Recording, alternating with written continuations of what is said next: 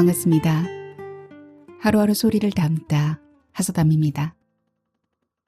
오늘 낭독해드릴 소설은 민병삼 작가님의 피리입니다. 작가님의 소설은 많은 사랑을 받고 있는데요.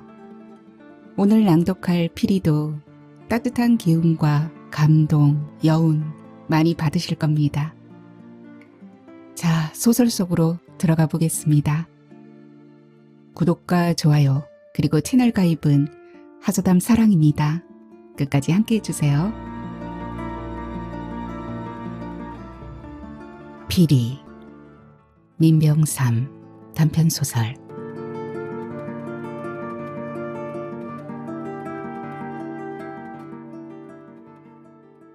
이마를 유리창에 붙였다. 꼭 검정 이불을 펼쳐놓은 것 같은 구름장으로 하늘이 시커멓다. 때맞춰 바람이 갈개꾼처럼 휘젓고 다녀 주위가 몹시 스산했다. 나도 모르게 진저리를 쳤다.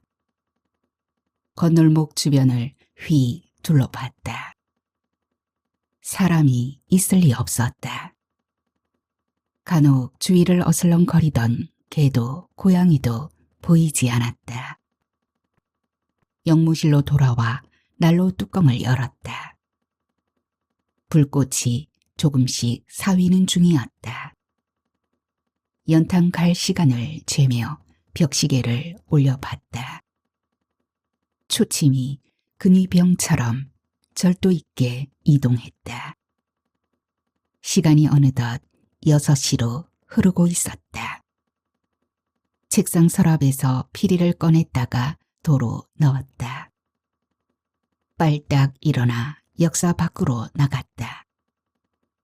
차도 주변으로 눈길을 돌렸다. 버스 올 시간이 임박했는데도 정류장에 사람이 없었다. 차가 도착할 때까지 기다리기로 하고 구부러진 도로 끝을 향해 목을 느렸다. 잠시 후 헤드라이트를 밝힌 버스가 취객처럼 몸체를 흔들며 느럭느럭 다가오고 있었다. 목을 더 뽑았다. 여전히 정류장에 사람은 없었다. 거리를 좁히며 다가오는 버스가 전초등을 깜빡였다. 잠깐 정차할 듯 하더니 먼지 바람만 남기고 그냥 가버렸다. 나는 다시 영무실로 돌아왔다. 난로에 올려놓은 물주전자에서 수증기가 솟아올랐다. 벽시계 시침이 7시 반에서 잠시 쉬고 있었다. 나는 유리창으로 다가가 이마를 붙였다. 새카맣게 내려앉은 어둠이 건널목 주변을 검은 장막처럼 누르고 있었다. 의자에 몸을 깊숙이 묻고 잠시 눈을 감았다. 조금 전 을씨년스러웠던 정류장을 떠올리며 고개를 저었다. 버스가 누구든 한 사람이라도 내려놓을 것으로 기대했었다. 전에는 역사 뒤쪽의 주민들 때문에 버스 왕래가 자주 있었으나 그들이 도시로 빠져나간 뒤부터 늘 쓸쓸했다. 그래도 하루에 2번이나마 버스를 구경할 수 있는 건 고개 너머에 남아있는 주민들 덕이었다.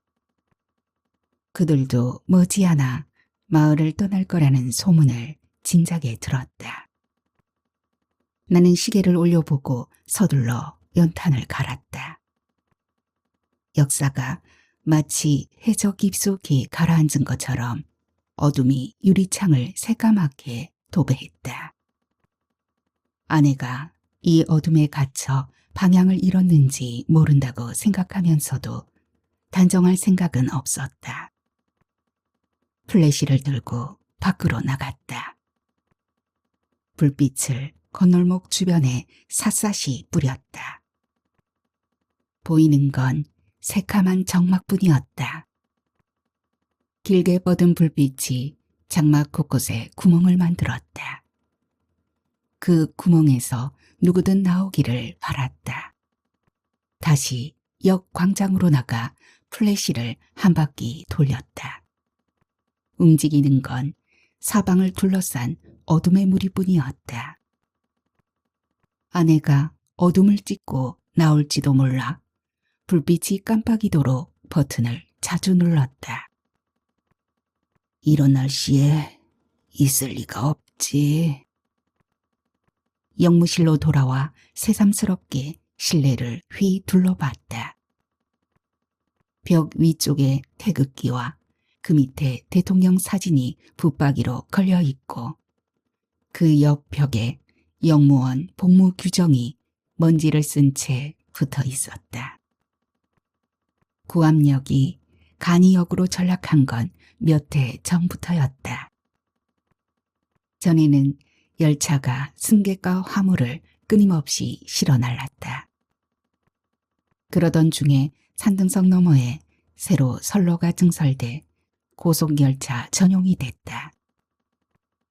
현재 구암역을 통과하는 열차는 늘 침묵을 싣고 달렸다. 주로 화물차들이었다. 때로는 군용열차도 지나갔다. 탱크와 야포와 트럭 등 군수물자들이었다. 그 외에는 유조차와 석탄이나 벌목을 실은 열차들이 이용하는 중이었다. 어쩔 수 없이 건널목은 지켜야 했다.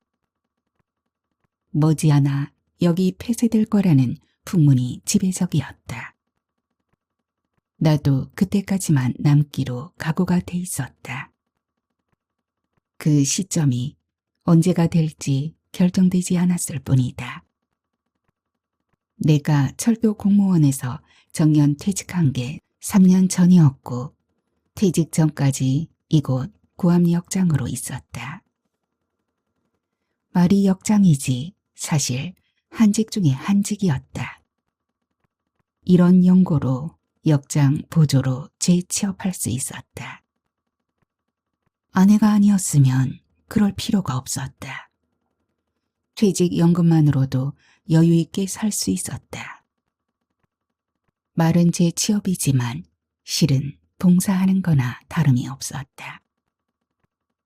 역장 오봉수와 이틀에 한 번꼴로 근무하는 시기였다. 이 모든 게 오직 아내 때문이었다. 외동아들이 서둘러 군에 입대한 데서 일이 비롯되었다. 나는 그런 아들을 응원했다. 그 아들을 어느 날 갑자기 잃었다. 훈련 도중에 일어난 총기 사고가 원인이었다. 우리 부부가 그 전화를 받고 놀란 마음은 측량할 길이 없었다. 도저히 믿을 수가 없었다. 사고 전날 아들과 전화 통화를 했고 건강하게 잘 있다는 목소리가 너무 씩씩해 마음을 놓았다.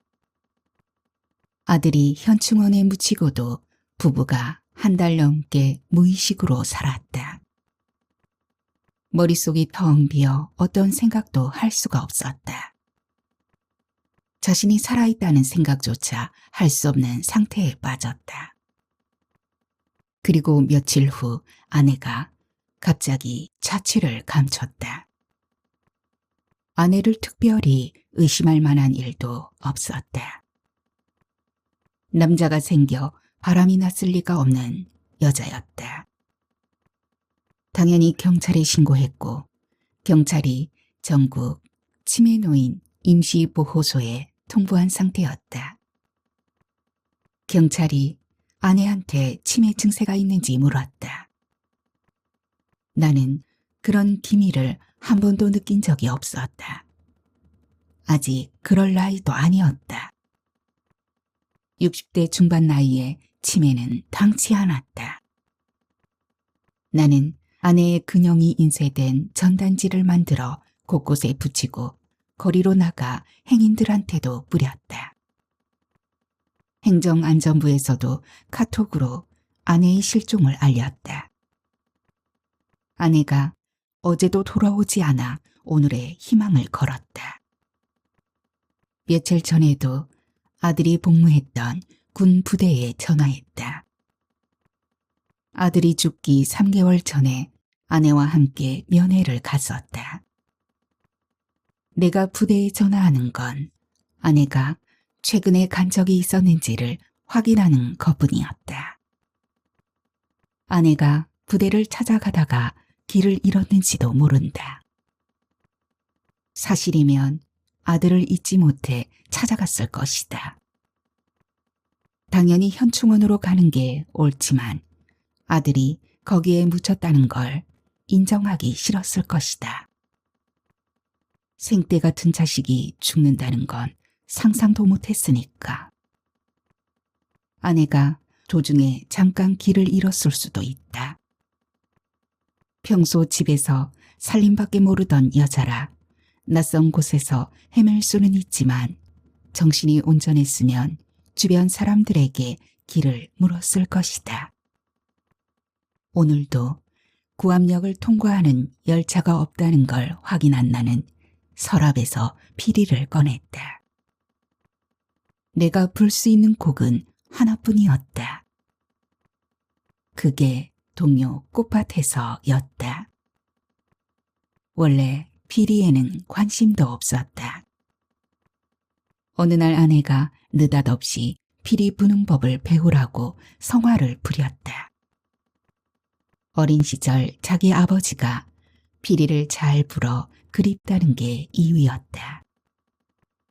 나는 비로소 피리를 불기 시작했다. 원래 음악에는 문외한이었고 가르쳐주는 사람이 있을 리도 없었다. 스스로 익혔다. 오로지 꽃밭에서 한 가지만 연습했다. 그것도 아내의 청이었다. 100번을 들어도 실증이 나지 않을 만큼 좋아하는 노래라고 했다. 아빠하고 나하고 만든 꽃밭에 최송화도 봉숭아도 한창입니다. 아빠가 메어놓은 새끼줄 따라 나팔꽃도 어울리게 피었습니다. 마음속에서는 이미 꽃밭에서가 아니라 아내의 청아한 목소리로 흐르고 있어 입술에 혀를 둘렀다. 내가 생각해도 음이 잘 맞지 않았다. 그걸 알면서도 대고 불렀다. 그래도 아내가 좋아했다. 그래도 아내가 좋아했다. 내 등에 볼을 대고 피리 소리에 맞춰 노래를 불렀다. 그때마다 노래가 가슴속에서 냇물처럼 흘러 간지러웠다. 밤늦은 시간에도 피리를 부는 건 오로지 아내가 들을 수 있도록 보내는 신호였다. 맑은 날이든 오늘처럼 음산한 날이든 낮이든 밤이든 불렀다. 설사 아내한테 갑자기 치매증이 발병했더라도 청력까지 잃은 건 아닐 것으로 믿고 있었다. 깊은 밤이면 피리 소리가 더 멀리 퍼져나갈 것 같았고 사실이면 아내가 소리의 방향을 더듬어 이동할 수도 있다는 희망에 매여 있었다. 오늘은 오봉수 역장이 근무하는 날이라 나는 굳이 역무실에 나갈 필요가 없었다. 아침 겸 점심으로 한술 뜨고 나서 할 일이 없었다. 바깥 날씨가 춥고 음산해 잠시 방바닥에 등짝을 붙였다. 생각을 이리저리 굴려도 할 일이 떠오르지 않았다. 바로 허리를 세워 피리부터 챙겼다. 갈대라고는 역무실밖에 없었다. 바로 파카를 입고 나섰다. 오늘도 역시 도로를 횡단하는 차도 사람도 없었다.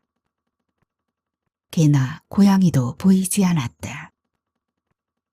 역무실로 들어서자 오봉수가 입가에 웃음을 실었다. 그 웃음 뒤에 오늘도 일찍 퇴근하겠군 하는 속내가 보였다. 역장님은 일찍 들어가세요. 둘이 있을 필요가 있겠어요. 미안해서.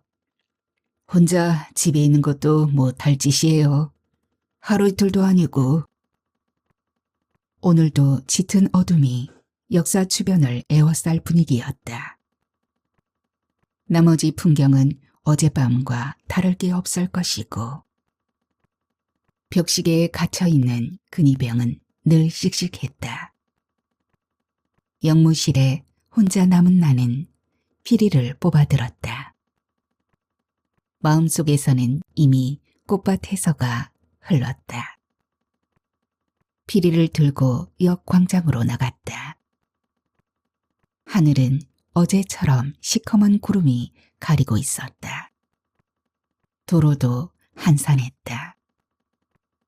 지나가는 건 먼지를 끌고 다니는 바람뿐이었다. 이때 바지 주머니에 찔러둔 핸드폰이 허벅지를 흔들었다. 파출소에서 보낸 전화였다.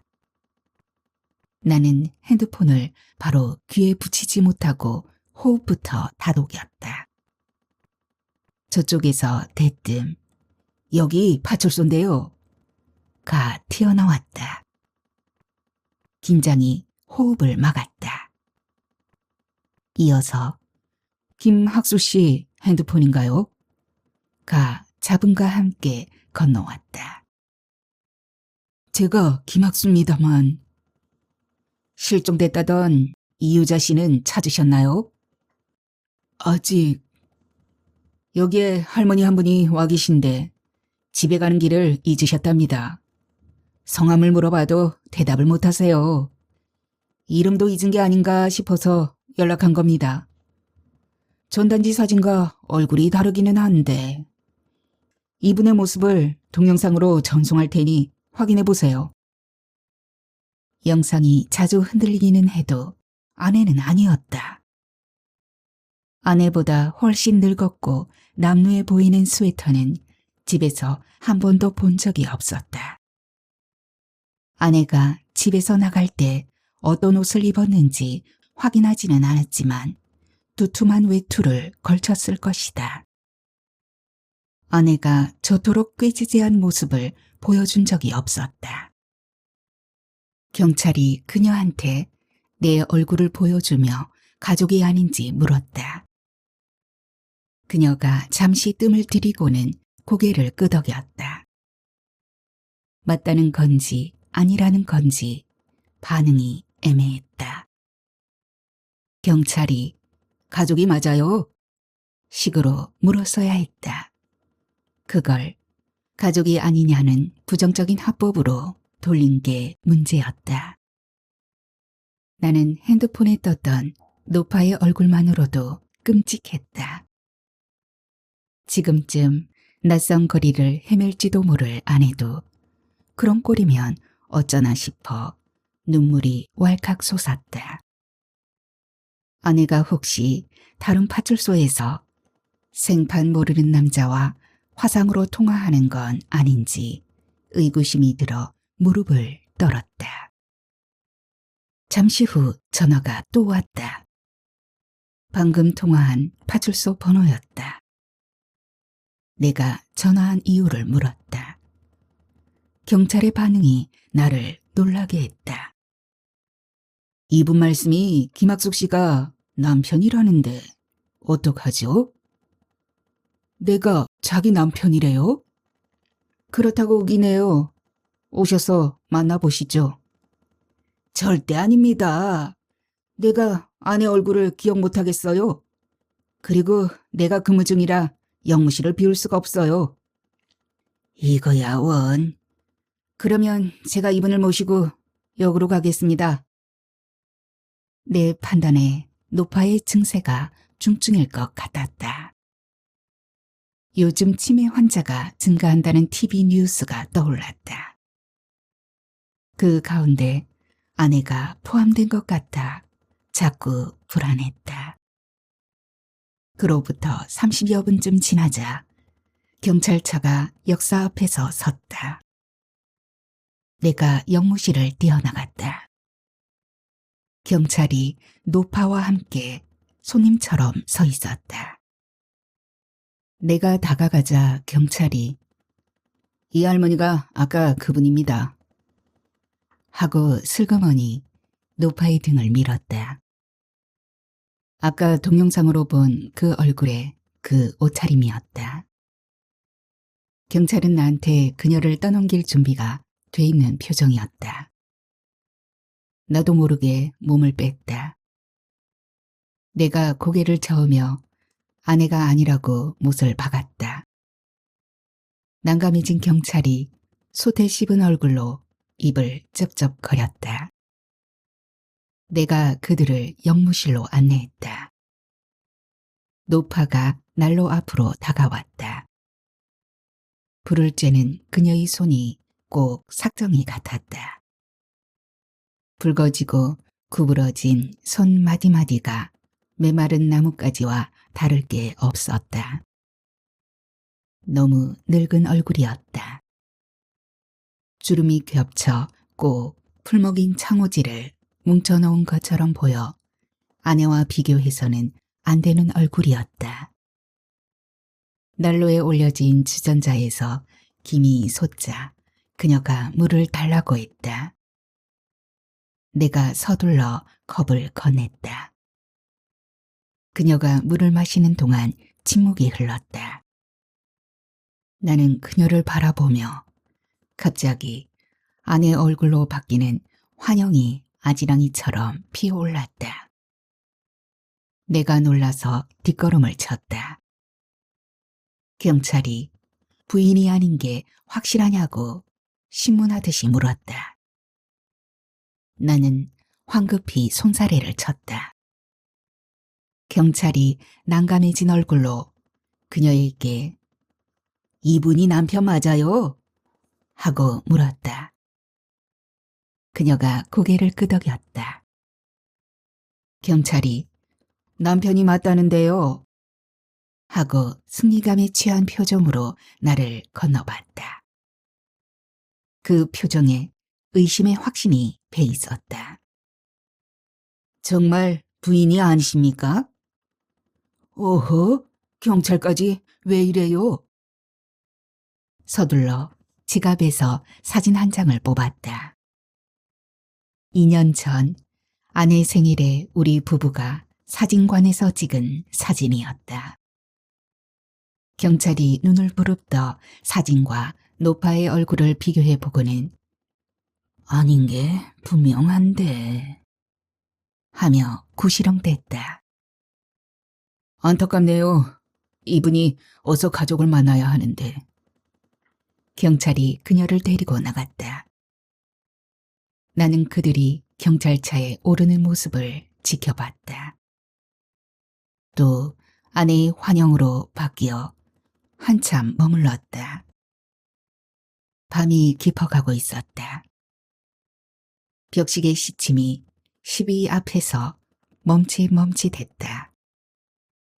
나는 역사 주변을 한 번 더 돌아보기로 하고 연무실을 나왔다. 건널목 주변에 플래시를 눌렀다. 보이는 건 어둠의 벽뿐이었다. 오늘 밤에는 벽이 더 두꺼워 불빛이 멀리 뻗지 못했다.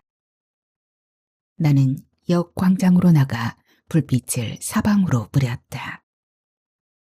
정막이 도로를 점령해버려 어떤 소리도 들리지 않았다. 내가 막 등을 돌리는 순간 멀지 않은 거리에서 무엇인가 어둠을 찢는 게 눈길을 잡아당겼다. 귀신이 아닌가 하는 의구심이 들었다. 바로 불빛을 쐈다. 어떤 물체가 거리를 좁혀오고 있었다. 짙은 어둠에 쌓여 형체가 분명치 않았다. 사람이 분명했다. 공포심이 나를 포착했다. 내가 누구냐고 소리를 질렀다. 대꾸는 없고 거리를 좁히는 움직임만 보여줬다. 아니, 저 할망구가 뜻밖의 아까 경찰이 데리고 왔던 그 노파였다. 나는 차마 다가가지 못하고 그 자리에 북박혀 있었다. 노파가 내 앞에서 걸음을 멈췄다. 나는 망연히 지켜보기만 했다. 그녀가 나를 무시하고 갑자기 역사 안으로 들어갔다. 의외로 당당했다. 조금도 머뭇거리지 않았다. 항상 그랬던 것처럼 영무실 문을 자연스럽게 열었다. 나는 잠시 멀거니가 돼버렸다. 안으로 들어간 그녀가 난로 앞으로 가 앉았다. 삭정이 손을 비비며 물을 달라고 했다. 나는 그녀의 충직한 모습으로 바뀌어가는 자신을 발견했다. 내가 왜 왔냐고 물었다. 그녀는 대꾸 없이 물만 홀짝홀짝 마셨다. 내가 다시 온 이유를 물었다. 잠시 뜸을 들인 그녀가 갈 데가 여기밖에 없자녀 하고 나를 올려봤다. 웃지는 않았다. 미안해하지도 않았다. 마치 자기 집에 온 것처럼 다리를 편하게 뻗었다. 얼굴이 아주 편안해 보였다. 이때 핸드폰 벨이 자지러지게 울렸다. 파출소 전화였다. 내가 핸드폰을 귀에 붙이자 대뜸 아까 그 할머니가 거기에 가지 않았냐고 다급하게 물었다. 대체 어떻게 된 겁니까? 그 노인이 여기를 찾아왔잖아요. 다행이네요. 제가 잠깐 자리를 비운 사이에 사라졌지 뭡니까? 그래서 어떡하겠다는 겁니까? 경찰이 골치 아프네 를 중얼거리며 오늘 밤에만 보호해 줄 수 있겠냐고 애소하듯이 물었다. 나는 근무 중이라 안 된다는 식으로 단칼에 잘랐다. 기어이 경찰차가 나타났다. 아까 그 경찰이었다. 그가 볼에 바람을 넣고 한참 중얼거렸다. 노파가 그를 째려봤다. 경찰이 할머니 하고 짜증을 냈다. 그녀는 긴장하지도 두려워하지도 않았다. 오히려 눈을 꼿꼿이 세워 노려봤다. 나는 난감한 분위기에서 빨리 벗어나고 싶어 조바심이 일었다. 뾰족한 수가 있을 리 없어 경찰이 그녀를 데리고 나가기만 기다렸다. 경찰이 그녀 팔을 잡아 밖으로 나갈 자세를 취했다. 그녀가 바닥에 주저앉을 것처럼 허리를 길게 뺐다. 경찰도 그녀를 놓아주지 않았다. 그녀가 갑자기 그의 팔을 물었다. 경찰이 비명을 토하며 그녀로부터 잠깐 물러섰다. 나는 그들의 실랑이를 지켜보며 그만 웃음이 나왔다. 꼭 코미디를 보는 기분이었다. 노파가 기어이 경찰차에 실렸다. 나는 그녀가 문을 열려고 발악하는 모습을 보며 슬그머니 등을 돌렸다. 경찰이 차에 시동을 걸어 가래 끓는 소리를 냈다. 나는 경찰차가 어둠에 완전히 묻히기를 기다렸다. 블랙홀이 그들을 순식간에 빨아들였다. 빨리 가족과 만나기를 바라요. 나는 마치 먼 길 떠나는 아내를 배웅한 것처럼 가슴이 허전했다. 아내의 얼굴이 조금 전 노파와 겹쳐 들쑥날쑥했다. 이어서 아내가 노파처럼 경찰차에 실려가는 장면으로 이어졌다. 늘 그랬듯이 어제의 시간 속에 있었던 모든 것들이 흔적만 남기고 사라졌다. 오늘도 아내를 기다리는 시간 속에 머물게 될 것이다. 어제의 그 노파처럼 아내도 어느 파출소에 있다는 소식을 기다린다. 그 시간이 낮이건 밤이건 상관없다. 건널목 너머에 있든 역 주변에서 서성거리든 상관없다. 아내만 있으면 그만이다. 피리를 입술에 붙였다. 꽃밭 해서가 영무실을 가득 채웠다. 밖은 이미 어둠의 벽으로 채워졌다. 나는 잠시 건널목 앞에 서 있다가 바로 역 광장으로 이동했다. 다시 피리를 입에 붙였다. 바람 한 줄기가 얼음 가루를 뿌리듯 몰아치고 사라졌다. 갑자기 안개가 내려와 어둠을 포위했다. 꽃밭에서가 안개를 헤치고 뻗어나갔다. 듣고 있어? 나는 피리를 주머니에 찌르고 육성으로 불렀다. 피리 소리보다 더 크고 더 멀리 퍼져 안개를 사방으로 찢어 놓았다. 곧 어둠의 벽도 무너뜨릴 것이다. 그러면 아내가 모습을 드러낼 게 틀림없다. 피리 소리가 더 좋다고 했지? 피리를 다시 입술에 붙였다. 이때 무엇인가 안개를 헤치며 흐물거리는 게 있었다. 유령일지도 몰라 볼에 소름이 돋았다. 잠시 후 형체가 허물을 벗듯이 사람의 윤곽으로 모습을 바꿨다. 마중을 나갔다. 그의 실체를 확인하기 위해 더 가까이 다가갔다. 아니? 나는 너무 놀라 그 자리에서 엉덩방아를 찧었다. 어제 그 노파가 정말 유령처럼 서 있었다. 나는 혼란스러워 머리를 흔들었다. 그녀가 거리를 더 좁혔다. 내가 그 거리만큼 물러서자 거리를 더 좁히려 들었다. 남편이라고 했자녀. 그녀가 내 앞에 쪼그려 앉았다. 내가 몸을 더 뺐다. 그녀는 물러설 뜻이 없는 듯 앉은뱅이 걸음으로 다가왔다. 비로소 내가 몸을 발딱 세웠다. 그녀도 나와 마주 섰다. 내가 플래시를 밝혀 그녀 얼굴에 들이댔다. 그녀가 눈이 부신 듯 고개를 돌렸다. 왜 또 왔어요? 남편이 틀림없다니까. 그녀가 내 손을 잡으려고 팔을 뻗었다. 나는 손을 뒤로 감췄다. 그럴수록 손을 잡으려고 안달을 부렸다. 내가 그녀 어깨를 잡았다. 나는 남편이 아니라고요.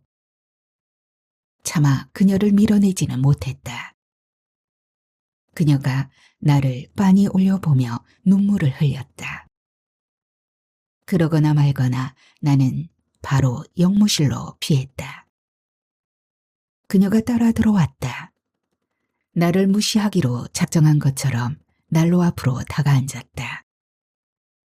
그녀가 이름을 잊어버렸다며 자기 이름을 물었다. 하마터면 내가 아내 이름을 댈 뻔했다. 나는 서둘러 파출소 전화번호를 눌렀다. 나는 사실을 말하고 노파를 빨리 데려가라고 애소했다. 경찰이 한숨을 내쉬며 파출소를 비울 수가 없다며 발뺌을 했다. 나더러 어쩌라는 거유? 할머니를 내일 아침까지만 보호해 주시면 파출소를 비울 수가 없어서 그럽니다. 꼼짝없이 덤터기를 쓴 셈이었다. 나는 소화기를 내동댕이 치고 노파에게 눈길을 돌렸다. 그녀가 꾸벅꾸벅 졸고 있었다. 어깨가 한쪽으로 기우둠하게 쏠렸다. 곧 바닥으로 동그라질 듯 위태위태했다. 나는 그녀를 바로 앉히고 잠시 지켜봤다. 고개가 또 수그러졌다. 나는 바로 야전 침대를 폈다. 내가 굳이 이렇게까지 해야 되는가 싶어 화가 치밀면서도 그녀를 잡아 일으켰다. 그녀는 이미 죽은 것처럼 몸이 축 늘어졌다. 그녀를 침대에 눕혔다. 그녀가 입을 쩝쩝 거리면서도 눈은 뜨지 않았다. 나는 옷걸이에서 파카를 뽑아 그녀를 덮었다. 그때까지도 눈을 뜨지 않았다. 얼굴이 아주 편안해 보였다. 나는 그녀의 잠든 모습을 내려보며 한숨만 쏟아낼 뿐이었다. 느닷없이 행여자의 보호자가 돼버린 내 자신이 한심했다. 전생에 인연이 있었던 건 아닐까 싶어 두렵기도 하고. 가족이 있기는 한가? 남편이든 자식이든 있다면 치매 노인을 방치할 일이 아니었다. 간혹 치매가 심한 부모가 귀찮아 멀고 낯선 곳에다가 유기하는 경우가 있다는 뉴스를 본 적이 있었다. 믿고 싶지 않아 그냥 흘려버렸다. 이 노파가 그 뉴스의 현실이 된 셈이었다. 나는 잠에 골아떨어진 노파를 흘끔 건너보고 피리를 입술에 붙였다. 어느덧 아내가 얼굴을 등에 기댔다. 거푸 2번을 불었다. 노파가 잠꼬대를 하듯 자주 미동을 보였다. 아주 잠깐이었다. 뜻밖의 그녀 입에서 꽃밭 해서가 나직하게 흘렀다. 잠꼬대인가 싶어 숨을 죽여 지켜봤다. 피리를 다시 불었다. 그녀가 갑자기 허리를 세워 나를 바라봤다.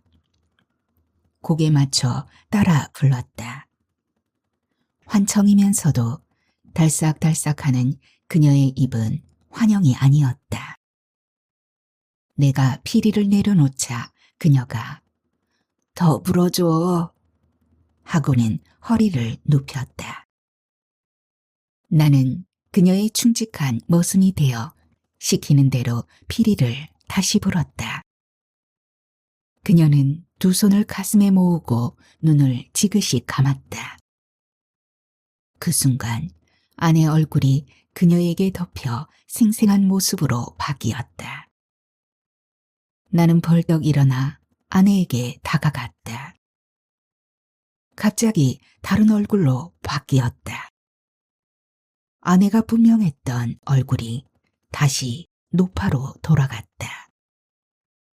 어느덧 시간이 새벽으로 흘렀다. 벽시계 시침이 5시에서 머물러 이동을 준비하고 있었다.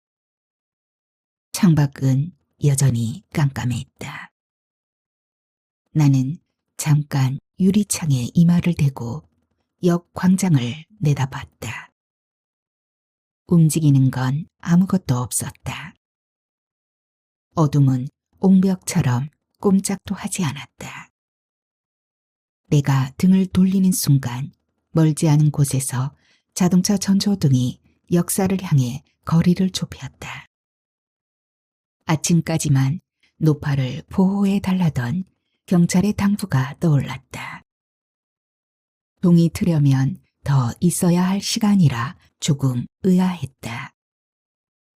역사 앞에 당도한 건 경찰차가 아니었다. 웬 승용차가 정차하면서 곧 문이 열렸다.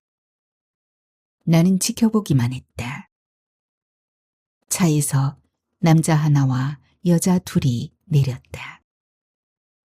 내가 플래시를 밝혀 그들에게 다가갔다. 그들은 대충 40대 중반으로 보였다. 그들이 다가와 할머니 한 분을 보호하고 있냐고 물었다. 나는 그들의 모습을 훑었다. 그렇기는 한데 댁들은 누구슈? 우리 둘은 할머니 딸이고 이쪽은 사위예요. 할머니는 지금 어디 계세요? 나는 주저하지 않고 그들을 영무실로 안내했다. 그러나 침대에 누워 있어야 할 노파가 보이지 않았다. 믿을 수가 없었다.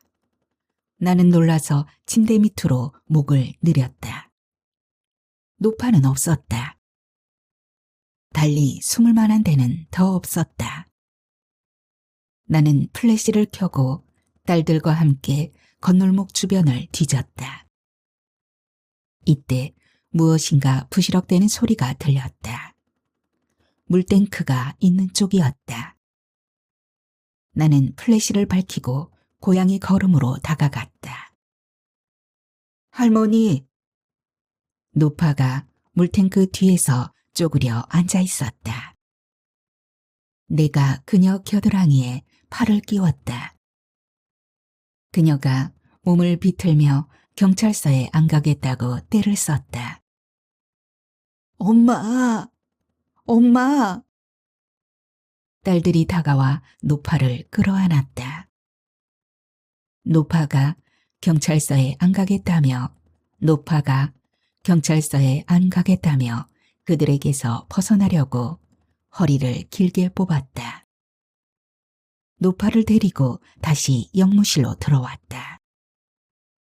왠지 고개를 들지 않았다. 딸이 무릎을 구부려 노파와 눈을 맞췄다. 엄마, 나야, 명숙이. 그녀가 손을 잡으려고 하자 노파가 어깨를 뒤로 뺐다. 내가 이분이 어머니가 맞느냐고 물었다. 딸들이 고개를 끄덕이며 눈물을 짜냈다.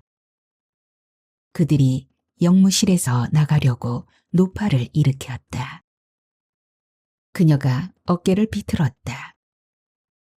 나는 바로 파출소에 전화했다. 그 할머니 가족이 거기 갔죠? 하고 웃는 목소리로 물었다. 내가 경찰이 이리로 와서 할머니를 인계받으라고 사무적인 투로 통고했다. 가족이라고 했으니까 그냥 보내드려도 되는데. 이봐요, 경찰. 나는 그럴 수 없으니까 당장 와서 입회해요. 사위가 불쑥 나서서 꼭 그럴 필요가 있냐며 미간에 주름을 세웠다. 노파가 내 뒤로 숨었다. 분위기로 봐서 노파를 쉽게 데려가기는 틀린 것 같았다. 강경하게 거부하는 모습이 예사롭지 않았다. 그들 나름대로 어떤 문제가 있었던 게 아닌가 싶었다. 이런 분위기에서 그들을 믿고 그냥 넘겨줄 수는 없었다. 이때 딸이 생뚱맞게 혹시 전부터 우리 엄마와 아는 사이가 아니에요? 하고 물었다. 나는 기가 막혀서 그녀에게 눈을 부릅떴다. 그간의 일들이 생생해 화가 치밀었다. 경찰이 오기를 기다렸다. 기다린다기보다는 그들이 노파를 납치해 내뺄 것만 같아 지키는 마음이 컸다. 노파가 갑자기 내 앞으로 다가왔다. 내가 할 말이 있냐고 물었다. 일성이 피리 불어줘. 였다. 경찰이 곧 오기로 했으니까 조금만 기다리세요. 싫어. 피리 불어줘. 나는 헛웃음으로 그녀와 거리를 두었다. 우리 엄마가 왜 아저씨한테 피리를 불어달래요? 하고 눈을 치렀다. 의심을 가지고 노려보는 모양새였다. 나는 대꾸하기 싫어 그저 웃고 말았다. 딸이 또 물었다. 우리 엄마랑 전부 다 아는 사이 아니었어요? 그랬으니까 피리를 불러달라는 거 아니냐고요. 나는 하는 수 없이 어젯밤에 있었던 상황을 간략하게 설명했다. 그들에게 아내 이야기도 들려줄까 하다가 바로 접었다. 노파 혼자라면 피리를 불었을지도 모른다. 그로부터 20여 분이 지나자 경찰이 들어섰다. 얼굴에 짜증이 짙게 배있으면서도 실실 웃었다.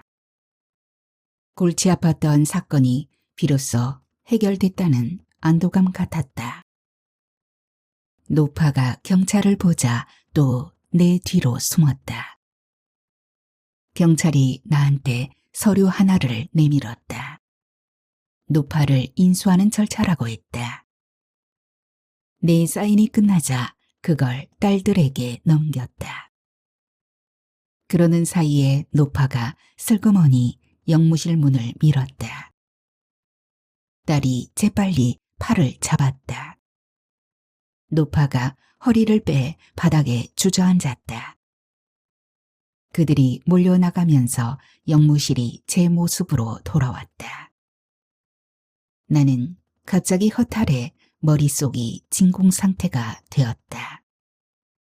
피리를 불어달라던 노파의 청을 받아주지 못한 게 후회로 남았다. 혹시 그녀의 남편도 나처럼 피리를 자주 불었던 게 아닐까 싶기도 했다. 불어주는 건데. 영무실이 너무 조용하고 허전해 앉아있기가 싫었다. 태풍이 한바탕 휩쓸고 간 것처럼 주위의 사물이 모두 죽은 모습이었다. 밖은 이미 해가 솟아 어제의 어둠이 흔적도 없이 사라졌다. 나는 호루라기를 목에 걸고 건널목으로 나갔다. 사람은 없었다. 개도 고양이도 보이지 않았다. 건널목 주변을 한 바퀴 돌아보고는 역 광장으로 나갔다. 주변에 움직이는 게 아무것도 없었다. 버스 올 시간이 아직 멀어 기다리는 사람도 없었다. 나는 마치 무엇인가 잃은 게 있는 것처럼 가슴속이 허전했다. 잠시 간이 의자에 앉았다. 햇살이 광장에 하얗게 내려앉아 눈이 부셨다. 갑자기 할 일이 없어져 하늘만 올려봤다. 하늘이 너무 맑아 꼭 옥색 무명을 펼쳐놓은 것 같았다. 여보, 오늘은 올 거야? 눈물이 바지를 적셨다. 나는 광장 너머 구불구불한 도로에 눈길을 눕혔다. 간혹 행인이 길을 건너는 게 보였다. 거리가 멀어 남자 같기도 하고 여자 같기도 했다. 그가 여자라면 젊었는지 늙었는지도 궁금했다. 피리를 뽑아 입술에 붙였다. 꽃밭에서가 멀리 멀리 퍼져 그녀가 듣기 바랐다. 여자는 고개도 돌리지 않았다. 연거푸 3번을 불렀다. 언젠가는 아내가 이 피리 소리를 들을 것이다. 그때가 언제가 됐든 기다릴 것이다.